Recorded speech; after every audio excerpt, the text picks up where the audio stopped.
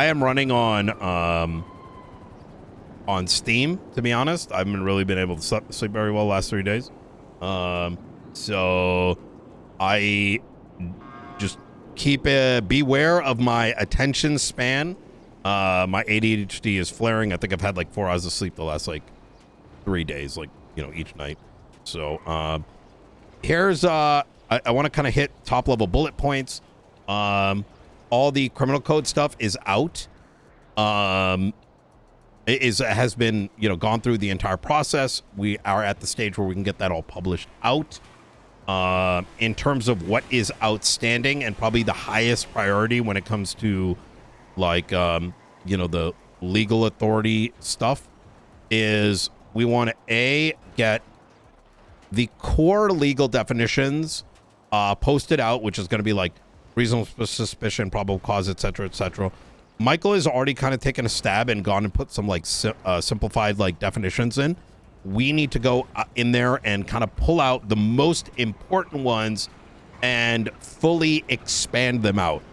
How much I can participate on that is probably going to be at best 25%, because as usual, I have to play customer support all day. What I'm probably going to do is, after this meeting, probably since Serenade's here, me and Michael will probably just asterisk the ones that I think need to come in phase 1, because we can go put in 25 of them. That's not the right way. We need to really just make sure we have 4 or 5 that are fully hammered out, fully explained out. These definitions are the principal means by which citizens, law enforcement, judges should be understanding the rest of law, right? Because if you don't know RS and PC, well, how the fuck do you know anything else? Or like, you know, beyond a reasonable doubt and all that shit. Next, there are some bills that probably need to take priority. That is going to be the removal of some of the charges that the justices pulled out back in February. Some of them were quite reasonable, and we just kind of have to evaluate those. One of those is like driving in an off-road vehicle, which pretty much means that you can't even drive a golf cart around. Like little shit like that, we probably want to just get cooked out. So that's like priority 2. The aim of this is to make sure that we kind of have that this foundation that we've built down with the criminal code, we have that next layer in place. And then we can start tackling some of the bigger bills, like number 1, the new VAF legislation that Turner has written out and has that is written out. There's going to be a meeting Thursday for that. Next, there is the penal code change for limiting attempted murder of a government employee to a maximum of 12, which I think is good for everybody. I think it might even be 8. I got to look at it. I think Turner sent it my way. And then finally, if y'all individually see penal code charges that probably need review, I would take a look at that. Oh, I missed one. Baking in the umbrella charge into the criminal code robbery. So what is an umbrella? What should it entail? And once that robbery umbrella charge is in the criminal code, specifically around robberies, we can simplify the language in the penal code where it can be something along the lines of, you know, robbery of a high security institute is the robbery of, you know, one of the listed locations, which would be then listed in legislation. This charge is associated with the robbery umbrella. See, you know, report number 563 clause, you know, 3A5 or whatever. Any questions about any of that? All right, bet. Junior, have you made any headway with the merging of the documents? I'm cooking on it. That's all I can say so far. I need it by the end of the day. That, in my opinion, is no more than like an hour activity, because you're just pulling stuff into one document. We have to get ahead of it. If we don't do these things quick, our term's going to end before we know it, and all the things that we need done aren't going to get accomplished, right? All right. I've got an event for Revival today, but once I'll try my best to squeeze it in. Easy. Is there clear guidance as to what it is that you need to do? Not really. Okay. So I want you to take a look at the new stuff that's passed. You'll see that things are segmented, like, you know, it'll be like Article 1, and they'll say it'll say whatever, it'll say blah, right? And then it subsections down. What you're going to be doing is you're taking all like the weed and the oxy, or like whatever, like all those like Los Santos County like drug related things, like you know, weed dispensary, moonshine, whatever, and you're going to say like Section 1, like whatever the legal weed title is, and then all the stuff that's in that weed legislation goes into Section 1, or Article 1. And then Article 2 could be like, you know, like moonshine, and then Article 3 is whatever. So all you're doing is you're taking 4 documents, putting it into a single document, and each one of those titles of the original legislation is now just the title of an article. Okay, easy. Okay. I'll get cooking. Okay, easy. Whenever you have like an idea, even if you just put an outline together, you can just share it out and be like, am I doing it right? Okay. I want you to work with Signy on that so that she can kind of take a look at it, and if you get stuck, maybe she can sort of help you out. Once again, it's literally just merging moonshine and the weed legislation into a single document, and utilizing the articles as the way that you break those sections down, right? So you're not even really writing that anything new, really. You're just... All right, easy. Yeah. Next, in the DOJ meeting yesterday, they said that they wanted to start utilizing the state announcements document, like the state announcements like section of the MDT. I'm gonna be honest, I don't fully understand what the fuck, how that looks. I probably need to see an example of it, but it's pretty much like anytime we put a state announcement out, the idea is that anyone in the public can go back and like reference it. I'm sort of kind of choosing to ignore it a bit, not because it's not the right thing to do. It's just we got a million other things, and I just don't have enough brain space to think about how that looks like. So next, once all these changes go in with the criminal code and stuff, we owe them a DOJ announcement, because for whatever reason they haven't put one out. Apparently, and I'm taking Moose Knuckles' text with a grain of salt, he asked the DOJ why there hasn't been a state announcement, and allegedly Faulkner said, I don't know, that's Nino's problem. If that is true, I hope he dies, because that's fucking a dog shit attitude, because at the end of the day, even though we're changing law, they are in control of the only mechanism to post that out to the rest of the city. But once again, I said, I'm taking it as a grain of salt, because Moose does stir. But I want, in the meeting yesterday, I kind of took the high ground there and just said, look, we'll write something up and just send it, because I'm not interested in small little petty fights. You know what I mean? Whether they're true or not. We just need to make sure we get things done so everyone wins. Okay. Oh yeah, Perry, you've got the one clause that needs to be updated in legislation. Michael, you've already updated it, I believe. Yeah. I believe that has already been posted up by Perry and been accepted, so that should be good to go. Okay, I think that covers everything. Yes, there is going to be a need for legislation around storage units. KTB, along with Forehead and Company, are starting like a storage unit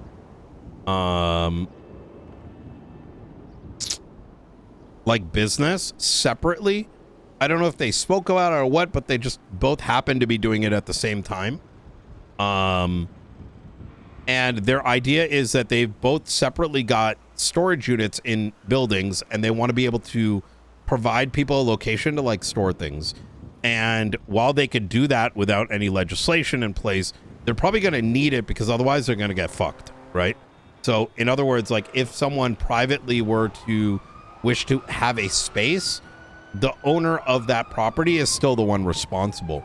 So that's going to take a lot of thinking. I'm going to be honest. I don't know if we have the bandwidth, but given that this is in the space of business, I'm thinking that we send Junior at it to like maybe take notes and figure out what that breakdown is going to look like. I went to go check it out, and it seems, I don't know, I think both sides feel like they can kind of get loopholes around the whole raid thing about, you know, when trying to set up. They are fundamentally wrong is the problem. If, for example, if let's say someone owned, because they were talking about like contracts and there were this and that, contracts don't really hold any validity. It's going to be like, they hold validity up to the fact that it depends on the judge, right? So for example, let's say, Junior, you own, like, I give you a room inside of my building, right? And you sign a contract with me that says, this is my room and I'm going to spend rental money on it. And let's say you are found with a bomb, right? If that property is gone into and that bomb is found in your room, I am liable for it and you can get away with it, right? Now, yeah. So can I ask a clarifying question? Yes. Is the reason that contracts are only worth whatever the judge decides because we don't have contract law? I think it goes deeper than that. I think legal minds are at an all-time low, and writing a good contract is difficult, let alone people or lawyers understanding what the writing and language is in a contract, let alone what a judge's interpretation of a contract is, let alone like whether or not they challenge whether contracts are real or not. So I think it's such like an onioned problem that relying on a document that may even have verbiage that, like, you know what I'm saying? Like there's like a singular word in there and like people are confused over what that means, and now all of a sudden it's Reposo. Yeah. It's kind of, you're kind of asking for a coin flip as to whether or not the owner of the storage facility becomes liable or not. Yeah, I only raise it because to me the way to solve this is with contract law, but if that's not going to fly, then you kind of have to legislate something specific. Yeah, I will say that unfortunate. Even like, you know, 5, 6, 7 years ago, whatever, when there were contracts, people were consistently screwed over the contracts because they were consistently screwed over. Even when, like 5, 6, 7 years ago, even when there was like a plethora of intelligent judges, lawyers, defense attorneys, etc., law enforcement, even then contracts would become shit shows. So like relying on contracts today is just, you know, it's Hail Mary approach and just hoping for the best. I can attest to that as well. It's very much the truth. Okay. Yep. So, okay. Oh yeah, Signey's got the poll examples up on a report. We got authority to go and post those out. We do have like a verbal agreement that an understanding that once when we're you know, we can put up the poll ourselves. We can set it for 7 days, and the only thing is that it could take us some time to get the results, since it requires like IT to go in there and grab it, and we let them know that, like, look, when the results come in, like, we're not going to be in a rush. Like, you know, we're not going to press them too hard.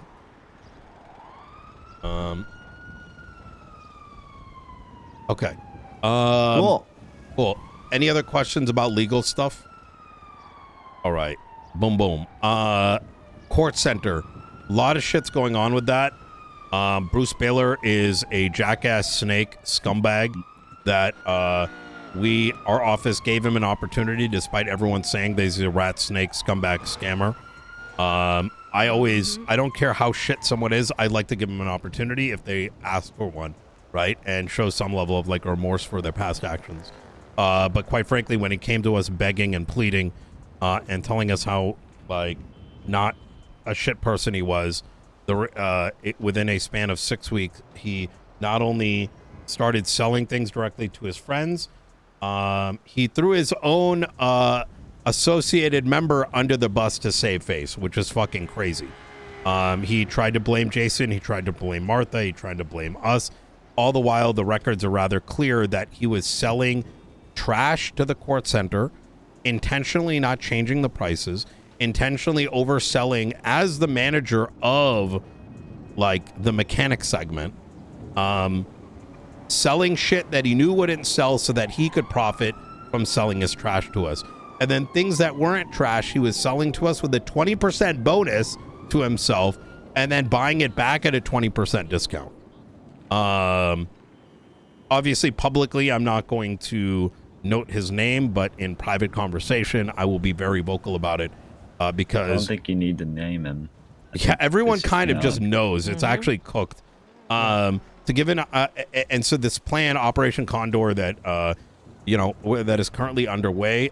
Some of it is under wraps for reasons, but I will say that I think the idea that I have in my mind is actually pretty simple to execute on, and is going to push existing smaller mechanic shops and existing suppliers of parts in a much better position. It's going to take a little bit of time, but I think once executed, it's going to be fantastic. All right. Any questions on that? All right, boom. Any other topics anyone wants to bring up that's like pressing? Couple of bits from me. Could you approve a business real quick? Which one is it? Naughty. Oh, I can't. I have to log in. So. All right. Hit me back up on Thursday. Okay. Yeah. Sweet. Yep. Oh, the other thing was, Levi Steele was wondering if he could use the hot dog stand's kitchen to make some food and Gage. Gage? All right. Yeah. Easy. So probably, maybe not. Depends on whether it becomes a overhead for the existing workers. So it's not like a yes or no. It's like whether or not the workers at the hot dog stand are okay with that, because it is a potential unnecessary burden on them. I think it's drinks, isn't it, Junior? Yeah, it's like this protein thing he wanted to do, right? I got you. So there's no food involved. It's Yeah. grab cups and fill them up, but talk to Gage. Yeah. All right, I'll put it on the list. All right. Anything else?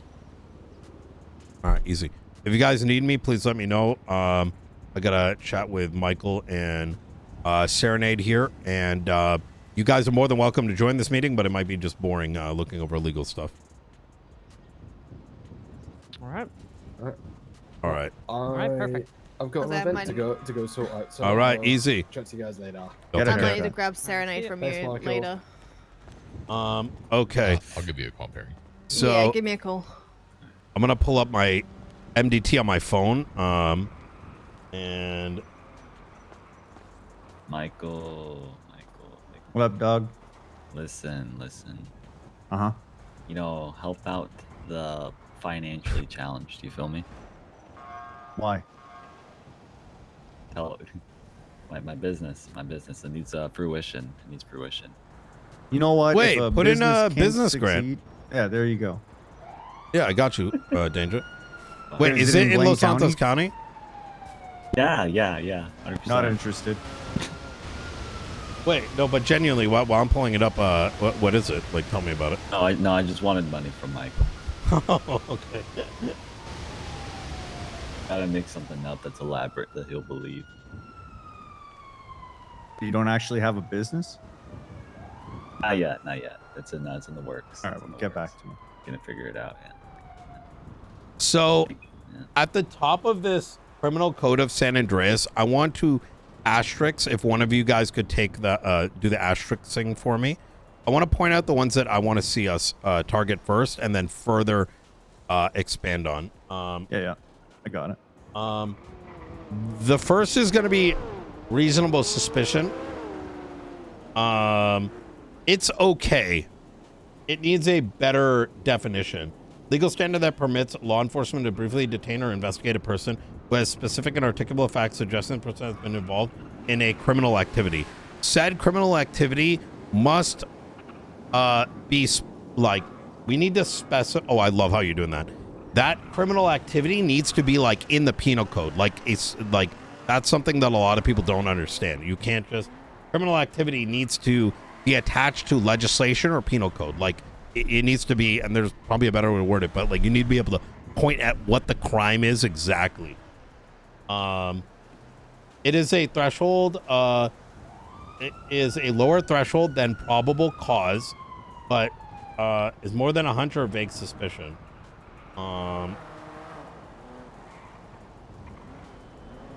Reasonable suspicion also needs to reference officer training, experience, circumstances. We do not need the line about the Terry frisk. That is separate and is not a part of the definition.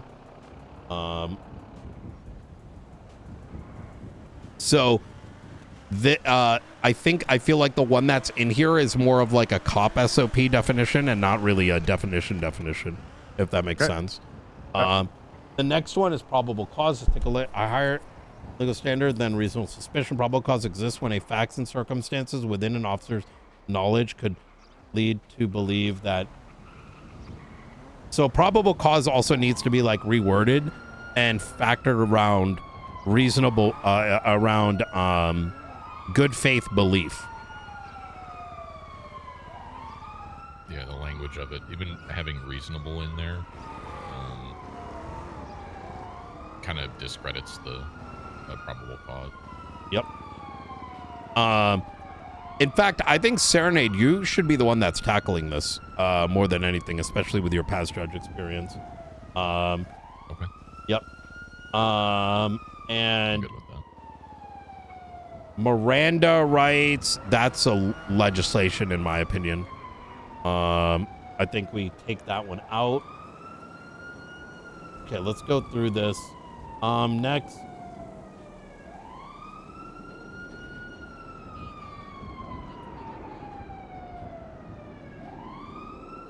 Let's get reasonable belief. It needs to be defined.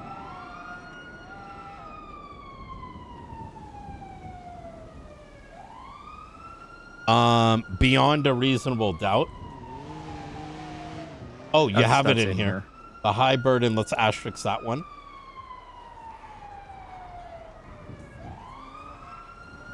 I want that expanded on. And it should a little bit more poo-poo pee-pee language. So it explains like, and this is actually inaccurate because to the extent that no reasonable person would doubt it, right? Well, there's probably better language, but we'll leave it at that for now.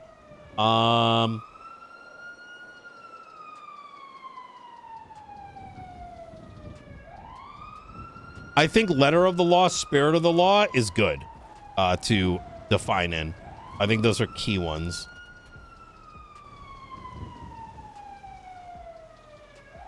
Subpoena is going to be fundamentally defined in legislation, so we don't need that. Let's do accessory accomplice. By the way, I love how you split these up like criminal law terms, etc. And after the fact, love it. Thank you. And let's leave it at that. That's a good starting base, I think. Okay. I think Serenade, you tackle this. All right.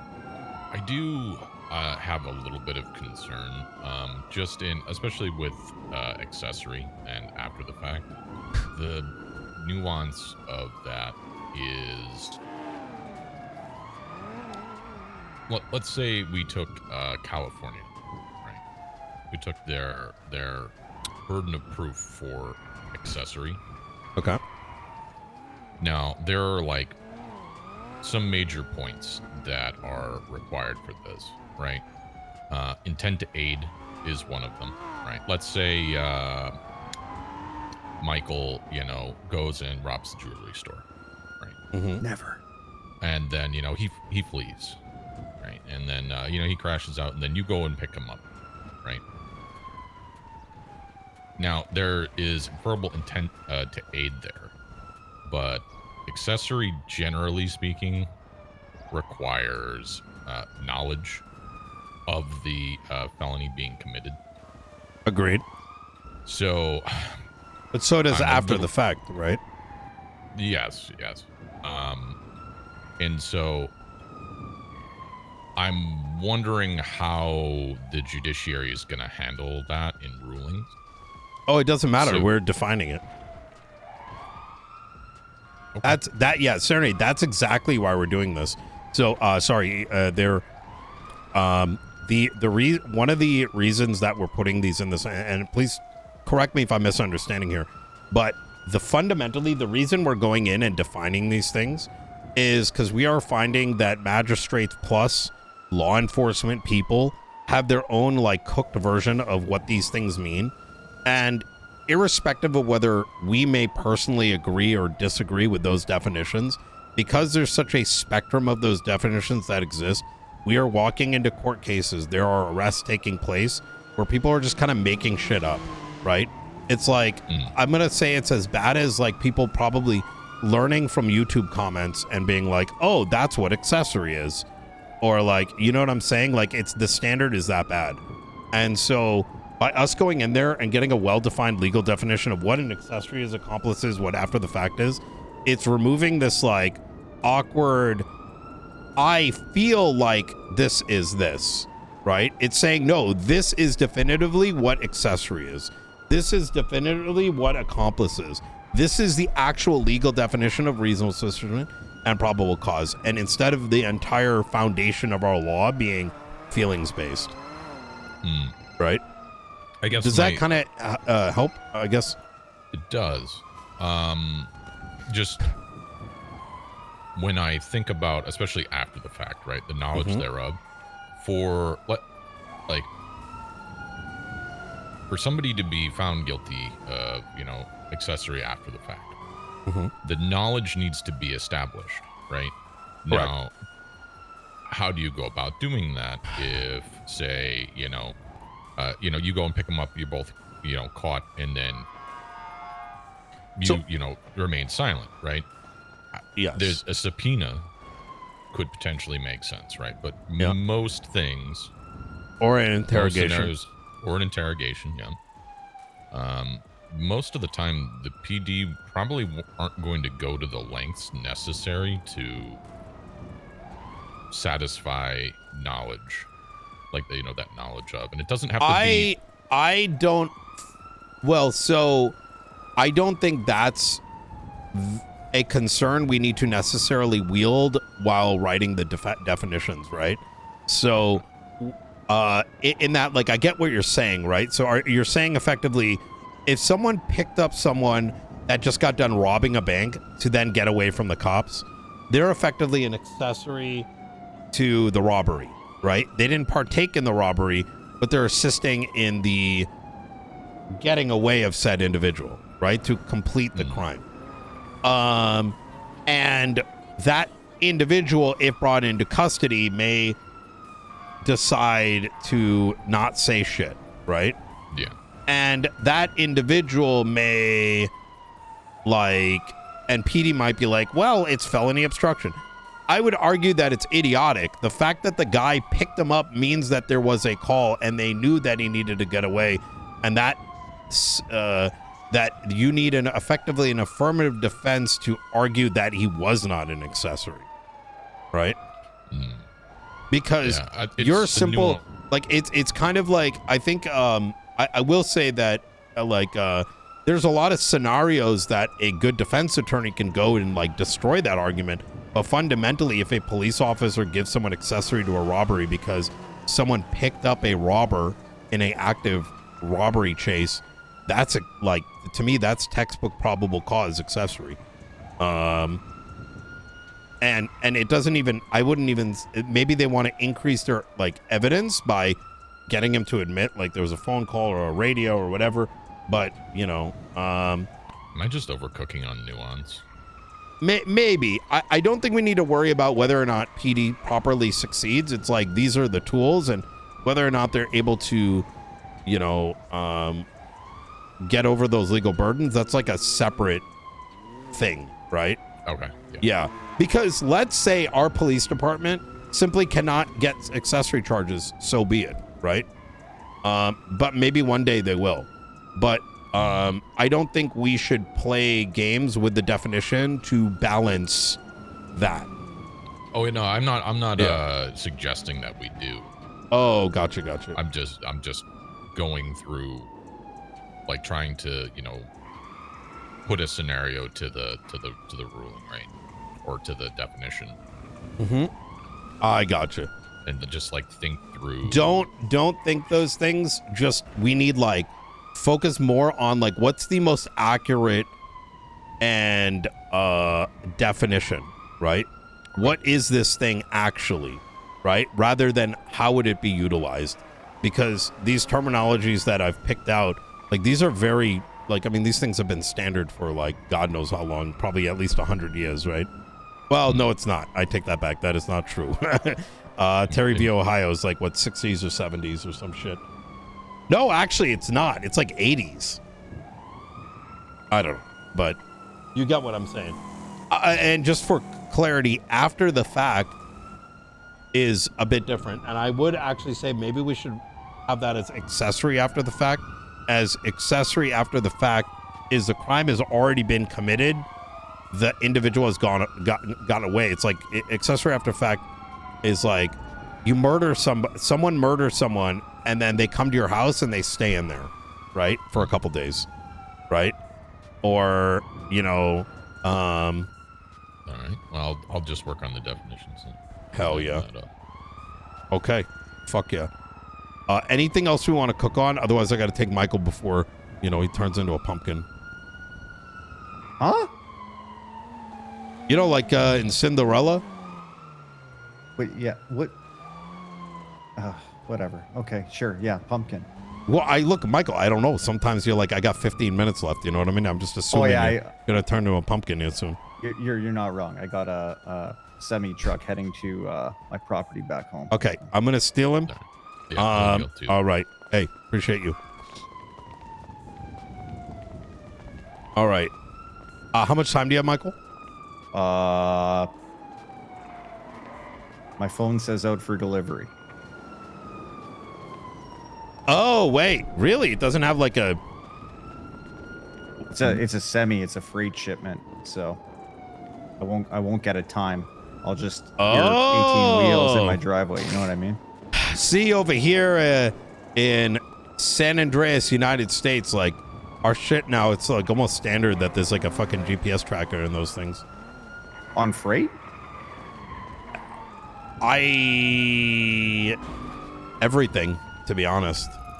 Oh, it's over here. This way. On other stuff, yeah. On freight, not for me. Oh. That's lucky. You mean you're like furniture and shit, right? Oh. I feel like you tried to do that. Listen, you dumb bitch. I know you tried to do that for content. No idea what you're talking about, sir. I know. You know exactly what I'm talking about.